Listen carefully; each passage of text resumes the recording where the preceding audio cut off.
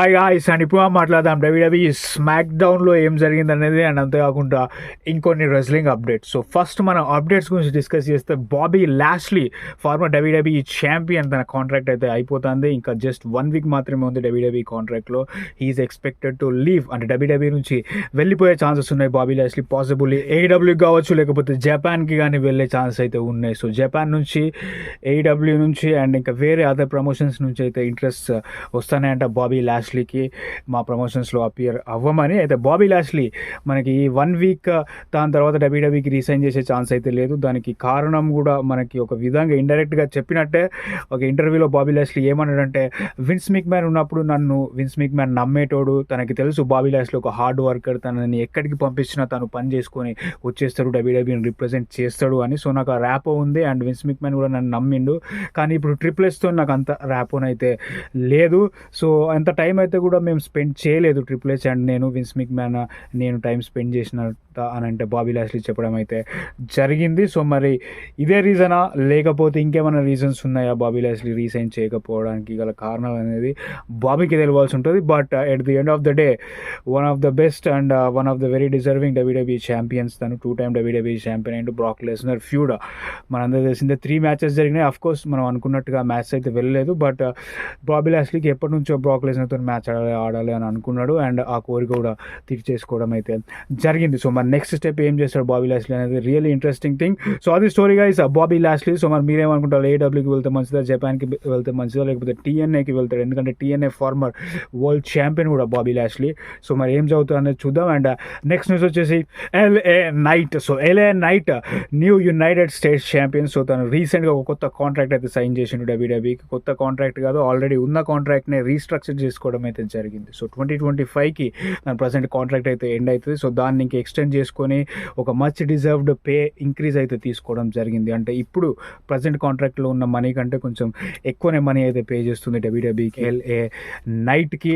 Very happy news అని చెప్పుకోవచ్చు. Hard working and very well deserved LA Knight ఈ కొత్త కాంట్రాక్ట్. అంతేకాకుండా డబ్ల్యూడబ్ల్యూఈ ఏడబ్ల్యూ స్టార్స్ మీద ఇంట్రెస్ట్గా ఉన్నట్టు తెలుస్తుంది. అందులో number 1 Ricky Starks. So Ricky Starks once తన ఏడబ్ల్యూ కాంట్రాక్ట్ అయిపోతే 100% డబ్ల్యూడబ్ల్యూకి వచ్చే ఛాన్స్ అయితే ఉన్నాయి. అండ్ అంతేకాకుండా Ricky Starks and Cody Rhodes best friends. So Cody Rhodes WrestleMania match అప్పుడు కూడా రికీ స్టార్క్స్ రావడం అయితే జరిగింది రెసల్మేనియాకి. So 100% Ricky Starks WWE bound. And అంతేకాకుండా లూచా బ్రోస్ మనకు తెలిసిందే Penta and Rey Fenix. So వాళ్ళు డబ్ల్యూడబ్ల్యూకి వస్తారు అనే రూమర్స్ అయితే వస్తున్నాయి. అండ్ కొత్త నేమ్స్ కూడా వాళ్ళు రిజిస్టర్ చేసుకోవడం జరిగింది. ఆ నేమ్స్ ఏంటి అంటే పెంటా ఏమో కింగ్ ఫ్యూగో అండ్ రే ఫీనిక్స్ ఏమో రే ఫ్యూగో. ఈ 2 నేమ్స్ అయితే ట్రేడ్ మార్క్ చేసుకున్నారు. సో మరి కింగ్ ఫ్యూగో రే ఫ్యూగో అనే వెళ్తారా ఒకవేళ డబ్ల్యూడబ్ల్యూకి వస్తే అన్నది అయితే చూడాలి. And next the OTC original tribal chief ఈ వీక్ స్మాక్ డౌన్లో వచ్చిండు. నెక్స్ట్ వీక్ స్మాక్ డౌన్లో కూడా రోమన్ రైన్స్ ఉండబోతాడు. అంతేకాకుండా సెప్టెంబర్ 13న సియాటల్ వాషింగ్టన్లో జరిగే స్మాక్ డౌన్కి కూడా ఉంటాడు. So September 13 smack down speciality ఏంటంటే యూఎస్ఏ నెట్వర్క్లో స్మాక్ డౌన్ ఫాక్స్ ఛానల్లో వస్తుంది కదా. సో అది కాస్త యూఎస్ఏ నెట్వర్క్కి మూవ్ అవుతుంది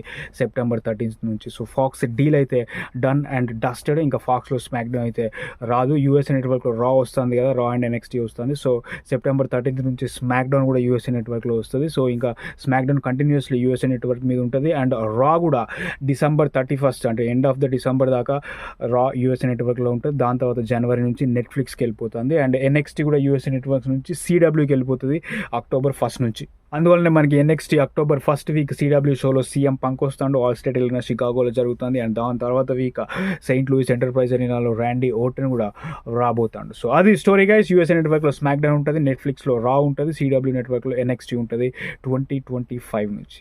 అండ్ అదే కాకుండా 2025 గురించి మాట్లాడితే సమ్మర్ స్లామ్ 2 నైట్స్ ఉండే ఛాన్స్ అయితే ఉన్నాయి. సో ఇంకా వెన్యూ డీటెయిల్స్ అయితే అనౌన్స్ చేయలేదు. 2025 సమ్మర్ స్లామ్ 2026 అనౌన్స్ చేసిళ్ళు. Minneapolis Minnesota US bank arena night 1 and night 2 of SummerSlam. So మరి 25 ఎందుకు ఇంకా అనౌన్స్ చేయలేదు అన్న డీటెయిల్స్ అయితే రాలేదు. బట్ 100% ఒకవేళ ఉంటే కనుక 1 and 2 నైట్స్ ఉండే ఛాన్సెస్ ఉన్నాయి next year summer slam. So WrestleMania already 1 and 2 nights వెళ్తుంది. సో ఇది కూడా one of the biggest events summer slam కాబట్టి రెసల్మేనియా తర్వాత. సో 2 నైట్స్ నెక్స్ట్ ఇయర్ నుంచి అయితే ఉండబోతుంది. అండ్ అంతే కాకుండా సెత్ రాలిన్స్ డకోటా కాయ్ మనం చూసినాం brutal beatdowns. So Dakota కాయ్ని Sonya Deville, Shayna Baszler and Zoey Stark attack చేస్తారు. సో ఇది వన్ ఆఫ్ ద రీజన్స్ అంటే డకోటా కాయ్ ఆల్రెడీ ఇంజూర్డ్ అంట. సో తనకు కొంచెం టైమ్ ఆఫ్ ఇద్దామనే ఉద్దేశంతో ఈ యాంగిల్ని అయితే రాయడం జరిగిందంట డబ్ల్యూడబ్ల్యూఈ. అండ్ అంతేకాకుండా సెత్ రాలిన్స్ కూడా కొంచెం టీవీ టైమ్ ఆఫ్ తీసుకోవడానికే బ్రాన్సన్ రీడ్ యాంగిల్ అయితే జరిగిందంట. So Bronson Reed 6 tsunamis connect చేసిన సెత్ రాలిన్స్ మీద. సో కొన్ని వీక్స్ అయితే సెత్ రాలిన్స్ వచ్చే ఛాన్స్ అయితే లేదు. సో అండ్ నెక్స్ట్ వచ్చేసి డబ్ల్యూడబ్ల్యూఈ ఇటలీలో ఒక ప్రీమియం లైవ్ ఈవెంట్ అయితే చేయబోతుంది నెక్స్ట్ ఇయర్. సో ఈ ఇయర్ మనం చూసినాం స్కాట్లాండ్లో జరిగింది క్లాష్ ఎట్ ద క్యాసిల్, ఫ్రాన్స్లో జరిగింది బ్యాక్లాష్, అండ్ ఇప్పుడు బ్యాష్ ఇన్ బెర్లిన్ జర్మనీలో జరుగుతుంది. సో నెక్స్ట్ ఇయర్ ఇటలీలో కూడా జరిగే ఛాన్సెస్ ఉన్నాయంట ప్రీమియం లైవ్ ఈవెంట్. దీన్ని స్పెషల్లీ కోడీ రోడ్సే చెప్పిండు ఇటలీలో జరగాలి పేపర్ వ్యూకి నేను పుష్ చేస్తాను అని. సో మరి అది జరుగుతుందా లేదా అనేది మనకి నెక్స్ట్ ఇయర్ తెలుస్తుంది. అంతేకాకుండా ఇటలీ గురించి మాట్లాడితే ఇటలీ సూపర్ స్టార్ జియోనో విన్సీ మనకి ఈ రోజు స్పెషల్ ప్యాకేజ్ అయితే ఎయిర్ అయింది. సో తను ఇటలీ నుంచే మనకు తెలిసిందే లుడ్విగ్ కైజర్ జియోనో విన్సీని అటాక్ చేయడం జరిగింది రాలో. సో అప్పటి నుంచి అయితే విన్సీ రాలేదు. ఆల్మోస్ట్ 3 months అయితే అవుతుంది. స్మాక్ డౌన్కి డ్రాఫ్ట్ కూడా అయిండు. సో ఈ రోజు ఫస్ట్ టైం ఎవరు విన్సీ ప్రోమో ప్యాకేజ్ అయితే వచ్చింది. సో 100% న్యూ క్యారెక్టర్తో వచ్చే ఛాన్స్ ఉంది జియోనో విన్సీ. అంతేకాకుండా ఈరోజు స్మాక్ డౌన్ అయిపోయిన తర్వాత జిల్లా ఫ్యాట్ ఒక ట్వీట్ అయితే చేసిండు. ఆ ట్వీట్ ఏంటిదంటే ఇట్లా శాండ్ టైమర్ ఉంటుంది కదా, సో ఆ టైమర్ బొమ్మ అయితే పెట్టిండు. సో మా జిల్లా ఫ్యాట్ బ్లడ్ లైన్లో జాయిన్ అవుతారు డబ్ల్యూడబ్ల్యూకి వస్తాడు అన్నది అయితే రియల్ ఇంట్రెస్టింగ్ థింగ్. ఒకవేళ జిల్లా ఫ్యాట్ వస్తే మనకి ఆల్రెడీ థాంగన్ బ్రదర్స్ ఇంకొక బ్రదర్ హికీడియో కూడా వచ్చే ఛాన్స్ అయితే ఉన్నాయి. సో చూడాలి మన నెక్స్ట్ కమింగ్ వీక్స్ ఏం జరుగుతుంది అని. సో అది గైస్ ఇప్పటిదాకా కొన్ని అప్డేట్స్.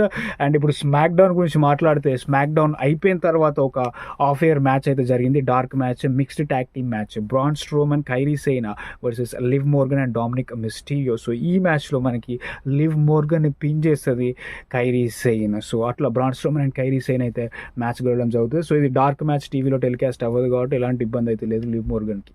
అండ్ ఈరోజు స్మాక్ డౌన్ స్టార్ట్ అవుతుంది. Cody roads undisputed universal champion. So తను వచ్చి టుస్లా ఆల్కహోమా క్రౌడ్ని ఉద్దేశించి మాట్లాడుతూ అంటే సోలో సిక్కోవా వస్తాడు, ఇప్పుడు అప్పుడే అయిపోలేదు, నాకు ఛాంపియన్షిప్ మ్యాచ్ కావాలి, రోమన్ రైన్స్ లేకపోతే నేను ఛాంపియన్గా ఉండేటోని అని అయితే సోలో సిక్కోవా చెప్తాడు. అండ్ బ్లడ్ లైన్ వచ్చి కోడీ రోడ్స్ని అటాక్ చేద్దామని ట్రై చేస్తా అంటే కెవెన్ ఓవెన్స్ వచ్చి సేవ్ చేస్తాడు, ఆ స్టీల్ చైర్స్ పట్టుకొని వచ్చి. అయితే కోడీ రోడ్స్ చెప్తాడు కెవెన్ ఓవెన్స్కి నేను నీకు టైటిల్ ఆపర్చునిటీ ఇస్తాను, నువ్వు డిజర్వింగ్ అని. అంటే కెవెన్ ఓవెన్స్ చెప్తాడు నేను డిజర్వింగ్ కాదు, నాకు అట్లా డైరెక్ట్గా టైటిల్ ఆపర్చునిటీ ఇవ్వకు అని కెవెన్ ఓవెన్స్ ఫస్ట్ అయితే చెప్తాడు. అండ్ దీన్ని కోడీ రోడ్స్ క్యాల్డిస్ దగ్గర తీసుకోపోతాడు. నిక్ క్యాల్డిస్ చెప్తాడు అవును కరెక్ట్, నేను రోమన్ రైన్స్తో డిస్కస్ చేసి మాట్లాడతా, రోమన్ రైన్స్ కూడా లాంగెస్ట్ ట్రైనింగ్ ఛాంపియన్, తనకు కూడా రీమ్యాచ్ కావాలని. సో అప్పుడు కెవెన్ ఓవెన్స్ అంటాడు Roman Reigns longest training champion కరెక్టే, బట్ తను ఎట్లా టైటిల్ డిఫెన్సెస్ గెలిచిండు. అండ్ అంతేకాకుండా నా మీద కూడా వాళ్ళ బ్లడ్ లైన్ మెంబర్స్తోని వాళ్ళందరినీ ఇన్వాల్వ్ చేసుకుంటూ తన మ్యాచెస్ అయితే గెలవడం జరిగింది. అంటే నువ్వు రోమన్ రైన్స్కి ఏమైనా ఫేవర్ చేస్తానవా, అయితే నాకు కూడా డిజర్వింగ్ అని అంటాడు. సో అట్లా మనకి Kevin Owens and Cody Rhodes match అయితే సెట్ అయిపోతే డబ్ల్యూడబ్ల్యూఈ